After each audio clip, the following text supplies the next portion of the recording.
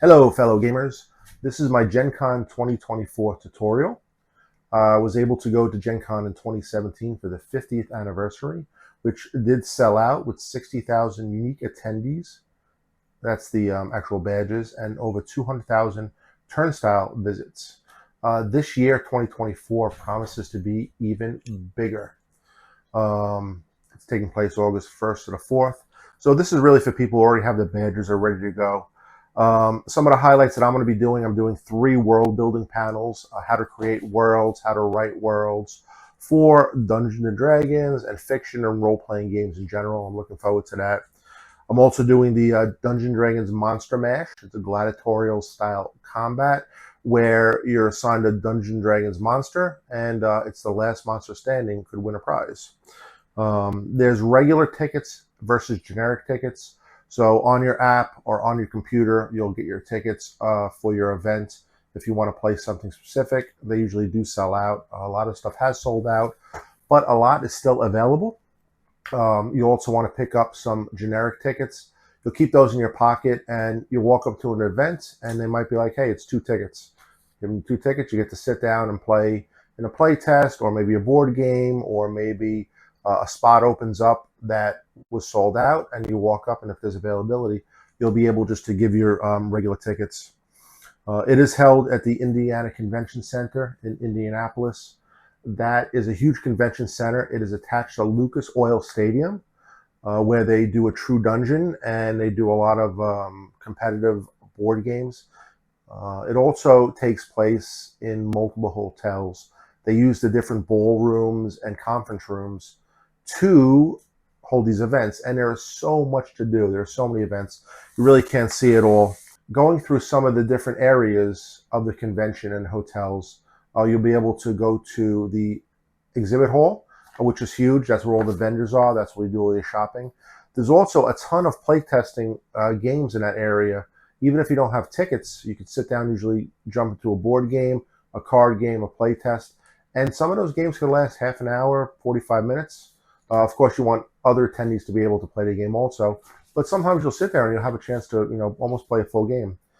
There's different seminars and panels. Like I said, I'm doing a world building seminar. A couple other seminars is how to paint, how to airbrush, how to create, how to cosplay, how to create costumes. There's just a ton of seminars at this convention with so many people attending. There's a costume contest that's going to be at the 500 Ballroom on Saturday at 3 p.m. If you don't have tickets for that, or there's no room left to walk in, you actually can go to the exhibit hall and watch the parade of people come by. So they'll be in costume. I plan on setting up there and getting a video of all the cosplay costumes. Some people create just amazing costumes. There's the Ennie Awards. That's the tabletop role-playing game design awards. There's Artist Alley with hundreds of artists with different artwork for your favorite gaming or anime. There's live gaming shows. Critical Role, Acquisitions Incorporated. They usually stream live, and they connect to that Twitch channel. There's a playtest hall. That's the first exposure playtest hall, Hall C. You'll be able to try out new games there, play test, and give your feedback. It does cost tickets to use, so check. You might be able to walk in. There's usually some room in there. There's a family fun pavilion dedicated to family activities for the younger kids. There's also a film festival. You could actually sit down and watch some fan-made films. Some of the stuff of note that I've seen, one is Card Holla. Card Holla is a fundraiser where you can actually build card towers. So you'll make a donation. You'll go in the front of the convention center, and you'll be able to build towers of cards, and some people stack them really high. On the final night of the convention, Card Holla reaches its climax as a charity auction where you're actually going to make a donation in order to throw coins and then knock down the cards. That's actually pretty cool to see, even if you're not participating. In regards to the Ennie Awards, this year they have a huge list of awards. I'm just going to go over the best game awards that's up. We have the Kobolds Ate My Baby, the Orange Book, 9th level games, Not the End by the Mana Project Studio, Outguns by Two Little Mice, Salvage Union by Leyline Press, and the Shadow Dark role-playing game by the Arcane Library. You'll be able to watch those awards and see what the best game is. I'll put a link down below to the awards. I would go through it, and maybe there's a game in there or a system you want to try and buy. It's all kind of the newest and the best for 2023, with the award being in 2024. Lucas Oil Stadium is a huge stadium for the football, and they actually turned it into a gaming venue where they have, let me see, I think I saw some board games that were having competitions. It's like a Settlers of a Catan competition, and there's a bunch of other games that they actually compete. But they turned part of that into True Dungeon. True Dungeon is a live action role-playing type of event where there's animatronics, physical props, monsters, traps, puzzles, special effects, costumed non-playing characters, combat that is resolved through a shuffleboard-like mechanic. You can collect these special tokens like a +1 sword or a magic potion you actually use in a game. And it's actually like going through a dungeon. I've seen some of the animatronics in the 50th anniversary, which they had on display in the Gary Gygax Museum.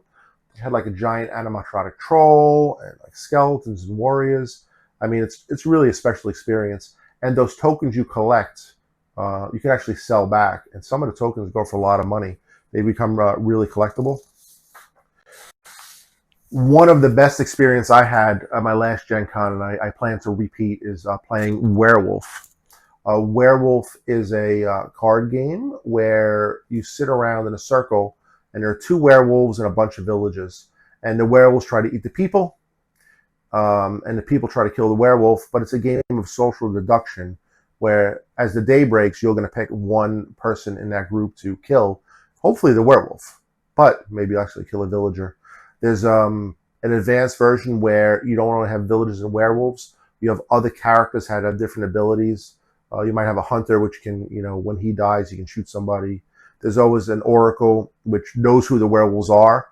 But then if she or he points out that they knew who the werewolf is, the werewolves might kill them that night. So you have to be careful. But what they'll do is they'll have a huge hall, and they'll have 20, 30, 40 circles of 15 people. You'll jump to a game of werewolf, you'll play. If you win, you win. That's great. If not, you'll come out of the circle, you go to the front booth, and they'll reassign you to the next table. So you're always playing werewolf. And that goes late into the night. I think we played until 12, 1 in the morning, and it was just a great time. So if you can check out the werewolf area, the BattleTech pods. If you're a fan of BattleTech Mech Warrior, there's a gentleman who bought all the battle pods up, and I think he travels around the country and sets them up. They're all connected, and you can actually have a lance versus a lance. You're actually in a pod, and you have the controls, and you're surrounded, and the door closes, and you really get the feel of being like a mech warrior pilot inside these battle pods. It's very immersive. It's really a must visit for anybody who loves BattleTech. Some of the other stuff, just off the top of my head, there was a food truck area out front. So there's a ton of food trucks, places to eat. The hotels all have their little buffets. It does get very busy in the food truck area. So maybe try to eat in non-traditional hours. Maybe if lunchtime is 12, 1 o'clock, maybe you want to eat at 3 or 11, a little bit earlier or later. There is a board game library where you can just take out board games, sit around and play with your friends, or walk around the hall and try to get a pickup game.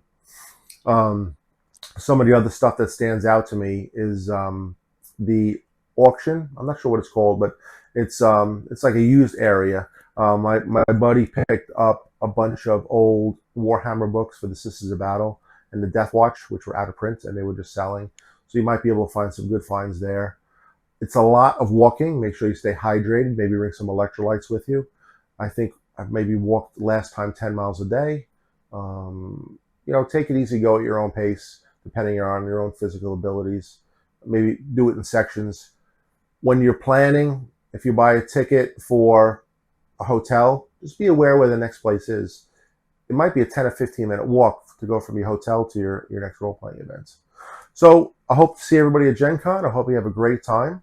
And I'll leave you with the last little tip. The Gen Con mascot is Genevieve. That is a red dragon, and you might see her walking around. I'll put a little picture up here.